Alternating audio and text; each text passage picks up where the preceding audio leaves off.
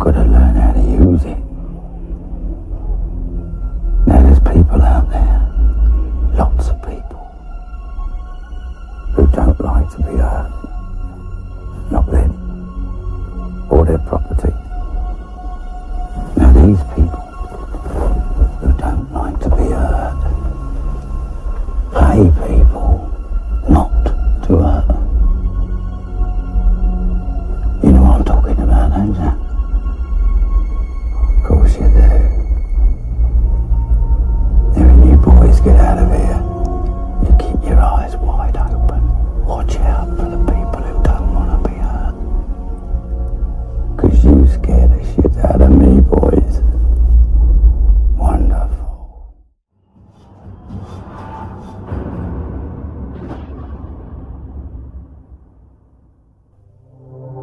Ronnie and Reggie Kray, the twins who became the undisputed bosses of East End gangland. Were they born villains, or did fate shape them for the role?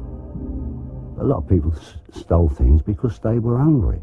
They had no other means to live. I know people say, oh, we other people got out the East End and they made it. It's not like that for everybody. I mean, some people are more brainy than others, have more chances. And in your life, you mean to go one way and you're pulled another. It's not the individual's fault all the time.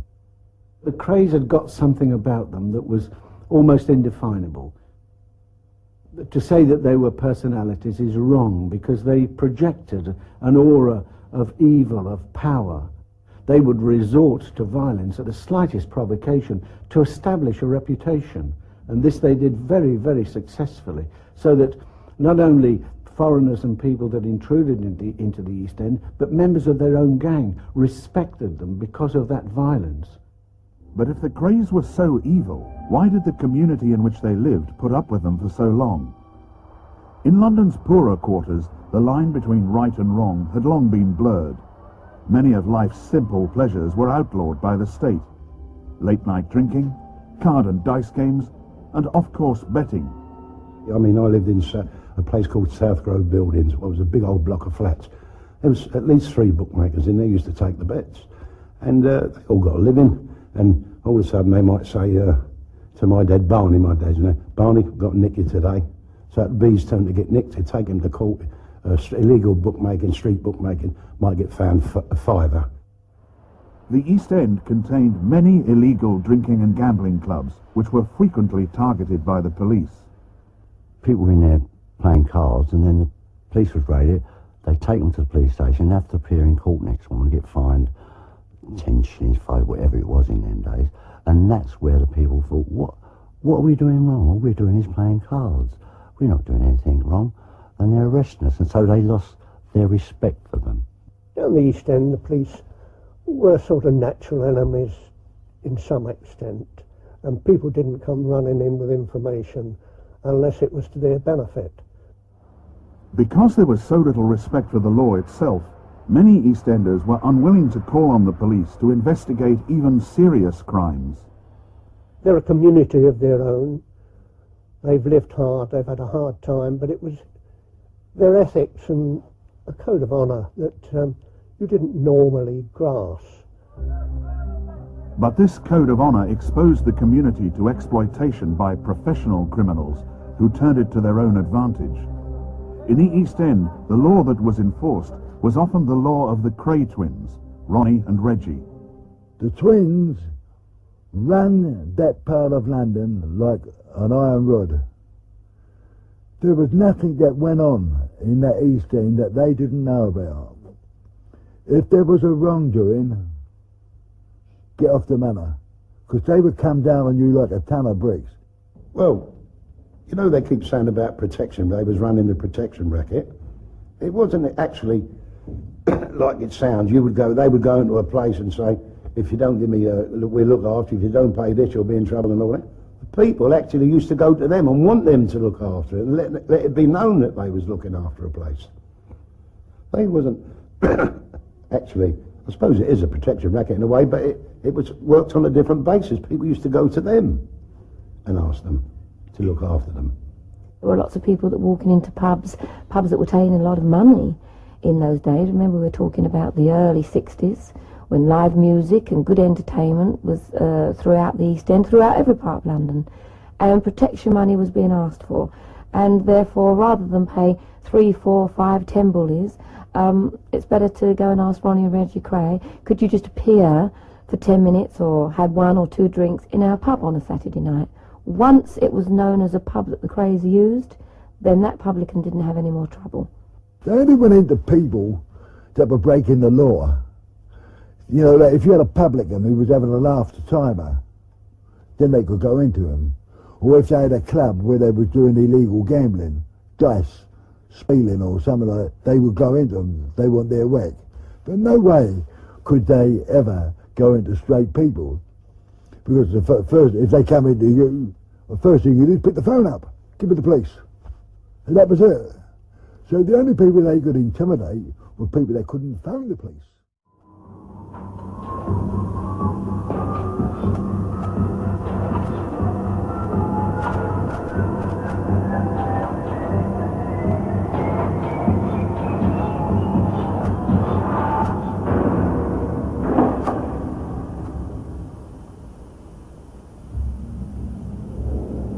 In the 1960s, Britain's most infamous gangsters played host to movie stars, politicians, and boxing champions. Behind this glamorous facade, Ronnie and Reggie Kray conducted a ruthless reign of terror.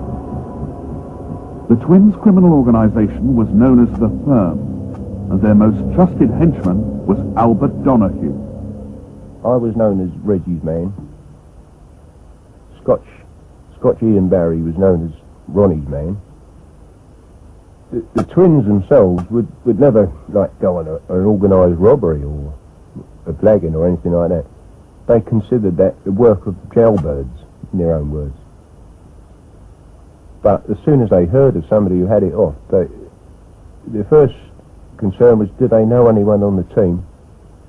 If they do, then they would go in for their whack, as it was known, their share. If he says, I'm not going to give you any money, you don't jump all over him. You come back and you say he's not going to pay. Now, that would be a different mission. Go and get 3 or 4 guys and go and sit on his house or a pub or a club where he drinks and give him a talking to. Send him to the hospital for a couple of days and then talk to him again. That was everyday firm work, you know. Leeching off the local villains was just one of the financial pillars on which the Krays empire was built. Another was protection.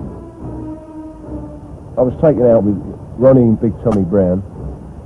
We took a taxi and we toured the West End, all the different clubs where they were getting paid off. And I was introduced to the whoever used to pay the money. And they were told that I would be collecting from now on. And that was it. That became my Friday job. I used to call it the milk round. You know, just run around the West End, collect all their dough, and then all around the East End, little spielers and that. I mean, there was clubs I used to go, like Benny the cab drivers in Commercial Road, £10 a week. A tenner, just to let him carry on running his spieler. 25 quid a week, the Green Dragon. Some of the West End clubs, 40s and 50s. Before he was recruited to the Krays firm and became their chief collector, Donahue was forced to undergo a bizarre initiation ceremony. They decided that he would fit nicely into their organisation, but in order to test him, first of all, he was shot in the foot.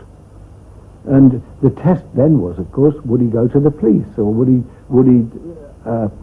there be an act of retaliation against the Krays or some of their gang? But instead of this, the man went home and nursed himself, and eventually then was recruited into their firm and became one of their able lieutenants, and a very trusted one. But I said to Reggie once, if this happened, Donahue will never forget it. He'll be an enemy. He'll work for you, but he'll always be an enemy. And he said, no, I don't think so. He's all right, Donahue. But he knows it was one of them things. The Kray twins never expected betrayal, After all, they bought the loyalty of local villains by supporting the Aways, fellow criminals locked up in jail. Every now and again, probably once a fortnight, we had a number of pubs we would use. As the place filled up, it looked promising. If there was a few obviously rich guys there, they would say, do the Aways list. So now you would go around with a piece of paper and say, collecting for the Aways. And get whatever you got. And then they'd say, well, who's away? Well, Harry's doing 2. His missus has got 2 kids. Right, send them round 25 quid. Like that. Again, this reflected on the twins, because when you went round, you would say, the boys sent you around this, help out with the electric or the gas or whatever. Oh, aren't they lovely boys? You still hear that today, lovely boys. But they just nipped it off other people, but they got the reflected glory. Behind the mask of public relations, the firm's real strength lay in professional violence. But normally, somebody's got to insult or whack you or something for you to react with violence, normally. But you can get to a stage where you do it purely as a way of life. That's professional violence. Lay the man down, break his leg. You've never met him before. You're not angry with him. He hasn't done you any bad turn. He's just stopping the business. But with Ronnie, it was different. It was a bit more weird, if you like, because other people's violence, if he heard about it, he would get them to sit down and give it to him detail by detail. He got something out of it. He was definitely Freddy Krueger type person. I mean, Ronnie would smash somebody. He would literally smash them, with whatever he had in his hand. Doesn't matter if it was a hammer, a bayonet, or an axe, or whatever. He would just slice somebody for the wrong word and enjoy it and say, hold that, and walk away. Ronnie once punished a man who had simply upset a friend of the Krays. And so they dragged this poor little guy out of bed at 2 in the morning, took him down to a club that they then owned called Esmeralda's Barn, tied him to a chair, and Ronnie had then heated a sharpening steel in the gas burner of the cooker, and then put it across this man's forehead and across his face, and burned him very badly. Ronnie once told me that they had a cousin who was, say, 2 or 3 years older than them, and when they were kids, and they used to play in the bomb sites all over the place, you would make little dens, what you call dens, little camps. And this older cousin would torture these 2 boys, the twins. And whether that had any effect on them, well, I suppose it must have done, but they never actually told the parents about it. But obviously it's something that stuck with Ronnie for him to tell me about it. Ronnie didn't hide the fact that he was a homosexual. No. He liked young boys, young men. There were writers, there were the politicians, like the famous ones like Boothby, Dryburgh, and a few others. Supposing Ronnie might fancy a showbiz, so he used to put what they call a W out as a warrant. Anybody can get him back to the twins would get a payment of some sort of cash. We were all up the West End somewhere one night in this well-known Chinese place, and we saw this guy sitting on his own, obviously to be noticed. And Ronnie spotted him and said, "Who's that?" And somebody said, "That's Cliff Richards, an up-and-coming star, And, I'd like to meet him, So straight away there's a W out there. If anyone can get him in to a meet, that's all he's got to do. Can't guarantee that you fancy Ronnie. It would have been a bad thing if he ever had happened, I think so. I mean, Cliff, I don't particularly like his singing and all that, but he don't seem a bad guy. I wouldn't have hated to see him involved with that sort of person. By the early 1960s, the Kray twins' charisma and willingness to use the most extreme violence had brought the whole of London's East End within their grasp. Now the undisputed bosses of their own manor, they called a gangland summit. There was a sort of, I'm not talking about a boardroom meeting, but there was a meeting between Freddie Foreman's firm, South London, the Nashes, North London, Twins East, and Richardson's, also South London. We get together and cut London up. And all that don't interfere with each other's business. But Richardson's were getting too much money. They said, we don't need you. Just one bit of business, they were getting £1,000 a week out of the London Airport car parks. That was just one bit. This made Ronnie jealous because he couldn't match that. So all he wanted to do was take it over, smash it. So the war was declared, and we were given a name each of their firm. We were told where they lived, what pubs and clubs they used, what place of business they used, and we were given access to a gun. As soon as Ronnie went into one of his depressions, got something upset him, he would say, that's it, go. And we would have all, well, now it's make or break. It's just an indication of how power crazy they were, that they would take such steps as these to exterminate members of an opposing gang. And you can imagine the kind of holocaust it would have generated, because this would have been gang warfare on a scale that we'd never known before. Spoiling for a gangland showdown, Ronnie was to be disappointed. Before he could send the troops to war, a bloody skirmish broke out over territorial protection rights at a Catford gambling club. Eddie Richardson and his supporters were shot and wounded. Kray associate Dickie Hart was killed.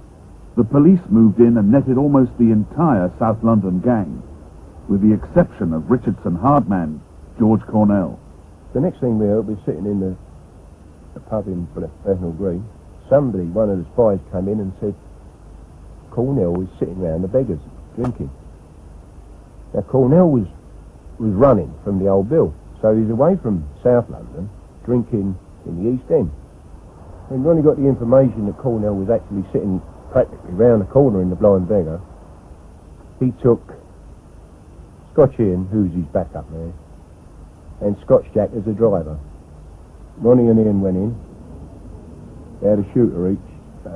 Ian let one go in the ceiling, just to get people's heads down, and then Ronnie just stunned Cornell in the head. Try as they might, the police were unable to find a single witness who would say what had happened in that bar. Ronnie's lust for violence was beyond control. This increased the pressure on Reggie. His marriage to childhood sweetheart Frances Shea was cracking under the strain of her husband's criminal lifestyle. Well, she would smile, but, I mean, what's a smile, you know? You can sit in a dentist's chair and open your mouth and it looks like you're smiling, but there was a lot of glamour to it, I suppose, and it must have looked nice at the time, but when she actually saw how the whole thing was made up, you know, Ronnie screaming in the background and going into his troughs, she must have got sick of, probably frightened of it as well. See, because in the early days they were both homosexual, and then Reggie sort of came away from it. He has asked me how you actually touch a woman to make her excited, liven her up. He didn't know where you touch her, how you touch her, or what. And being honest with you, I don't think he knew where to put it while he was married. The problem was, an ordinary person would have gone through a divorce and met someone else. Now, she couldn't do that. If you can imagine some handsome young chap falling for Barney Kray, and Reggie heard about it, he's going to have his legs cut off. So she could never have another life, sort of thing. Just 2 years after her celebrity-style wedding, Franny Kray killed herself with an overdose of sleeping tablets. I've never known anyone in my life to idolise someone like he did her. He really did idolise it. And when she died, it slaughtered Reggie. He was taking tranquilizers, he was drinking, and he was never in a right frame of mind for a long, long time. It just crucified him. Distraught with grief, Reggie Kray was unable to help Ronnie in his desperate struggle with madness. If you went to the house, you would see him sitting in his armchair, and he'd be like this. He'd be chain smoking, and he'd be popping these heavy pills and scowling. He used to scowl a lot. And if somebody said something, it'd be like a general conversation going on. And if he wanted to listen to one particular person, he'd shut up, you. And now you knew it was time to shut up. Yeah. See, with Ronnie, you could say to him one day, time to go down the caravan or something, you look like you're putting on a bit of weight. That'd be okay. You could say exactly the same thing tomorrow. And you would have to fight for your life. Further evidence of Ronnie's deteriorating condition was the extraordinary scheme to spring his old friend, Mad Axeman Frank Mitchell, from Dartmoor jail in the absurd hope that it would force the Home Office to grant him an early release. In fact, it was hardly an escape at all. Mitchell simply walked away from a moorland work party and was picked up in a car by Donahue. We were actually in Fulham when he came on the news that he'd been reported missing. Anyway, he ran up in a flat over in Barking, and he started performing. You imagine, if all the psychiatrists and screws and whatever can't control this guy, what chance have the twins got, you know? We got him a girl, hostess out one of the clubs, keep him quiet. That worked for a couple of weeks. But it soon became clear that Frank Mitchell was more trouble alive than dead. They wanted him to give himself up and go back to prison. But of course, it was too late then. Mitchell had enjoyed this comfort, relative comfort. He'd enjoyed the pleasures of this young girl, and so he said, no, I'm not going back. And then he became an encumbrance. And so then it was decided that they'd got to do something very positive about him. They told Mitchell that he was going to another house in Kent. It has never been proved who was behind the events that unfolded next. Pack up, get him out of the flat. Take him round the corner. The guy stood on the pavement, opened the back of this old Thames-type van. I get in, there's two guys sitting on a wheel casing on the left. The wheel casing on the right is empty, so Frank got in first. I went to sit beside him. They said, no, you go up the front and tell the driver how to get back to the tunnel. And I'm saying to the driver like a plum, I'm saying just go down, do a right, and you're back on Barking Road. In the meantime, the guy shut the back doors. He's come round to where he's going to sit in the passenger door. Gets in. The van is running now. He gets in. As he slams the passenger door, I later found out that was the signal. I'm still leaning like an idiot talking to the driver. Bow, bow, bow. The guns start off behind me. And they just kept popping the man. And he came off the casing onto his knees, and then he fell back. And these bullets were going all over him. Then he sort of went still. And one of the guys leaned over and put 3 shots in around the heart. You could see his shirt jumping. And then, now we're moving. We've done the first right. We're going up. We've got to do the next right. All of a sudden, there's a groan. So the guy said, he ain't dead. Give him another one. I'm empty. Now, I'm started thinking, I've got to go as well here. I'm piggy in the middle. Yeah. I was pleased to hear one guy's empty. Anyway, the other guy goes, puts the gun behind his ear and pop. That's the last shot that was fired. Now I'm thinking, the next thing I can do is dive in this cab amongst these two and just start kicking and punching till I can get out. I'm firmly convinced I'm going to die. Anyway, we now come back up to the old Barking Road. So I said, right, all you got to do, drop me off here. hopefully. So the back door was open, I got out, and I started walking away. Still waiting for one in the back of the nut as I was walking away, but when I heard the van pull off, that was it, I was pleased. They directed their violence inwards against members of their own gang.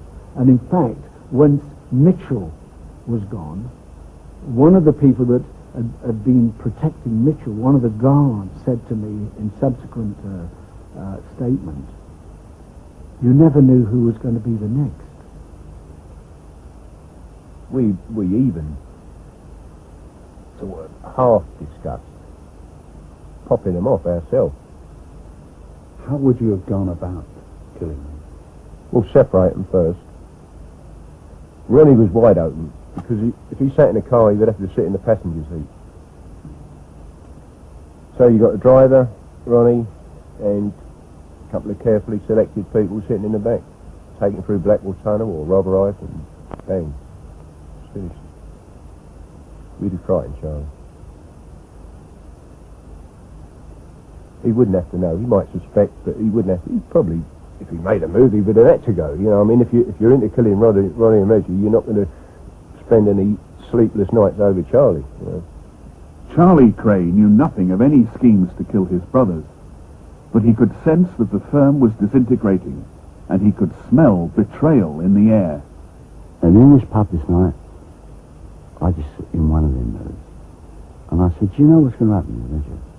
We're all going to be arrested, and all these animals here, all these people, will be in the dock against you. And I'm now going to have to stand in the dock and take something that I've nothing to do with over all these. And Ronnie turned around and said, oh, you're not being very nice, you're being disloyal with. I said, no, I'm not. I know who they are, and you'll find out that. And I was right, it happened. The police were now investigating the Krays' involvement in at least 3 murders. At last they felt they had the evidence needed to mop up the firm. But Donahue escaped the net. And I didn't know anything had happened till I get in the lift, go up to I forget what floor they were on. I walk along and I see there's 2 coppers outside their flat. Even that wouldn't normally worry me too much. I see their front doors standing up against the wall. And I thought, oh yeah. And one of these coppers said, who are you? I said, my name is Donahue, I've got a cab firm in Bow, and I have a running account with Mr. Kray, and I come once a week to collect. Anyway, he very politely tells me I won't collect that particular week and piss off. So I did, and I was gone. And I went all over the place. Wound up in Bethnal Green. 3 weeks later, the squad came in, and that was it, wiped up. Nicked.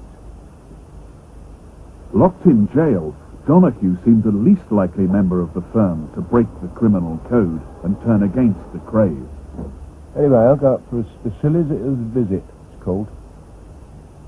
I walk in the room, there's the twins and Charlie Kray, and old Manny Freedy sitting down. There's an empty chair for me. So we're all sitting down. So they say to me, what do you reckon? I said, well, this is what I've made, notes I've made. Reggie takes the notes, reads them, and just ripped them up. When he sees this, Freedy, he gets up and says, I'll go and get another chair. Before, we're all sitting down. He just wanted to be out of the room so they don't hear. Ronnie says, don't bother with notes, Albert. He said, what we're going to do, Scotch Jack is going to hold his hands up for Cornell. Young Ronnie's going to hold his hands up for Jack Yak. And we want you to hold your hands up for Mitchell. And we'll take all the violence and frauds. What a wonderful chap. You know. So I looked at him and I said, no. And, well, the temperature went down in that room about 10 degrees straight away. And he just staring at me. So that was it. I am now off the firm. Freedy comes back, smells it, and he said, My boy, just because you're not a Kray doesn't mean you won't get the same treatment. Yeah. Finished. Donahue trusted his instincts. He pleaded guilty to a lesser offence of being an accessory to murder and was sent to prison for 2 years.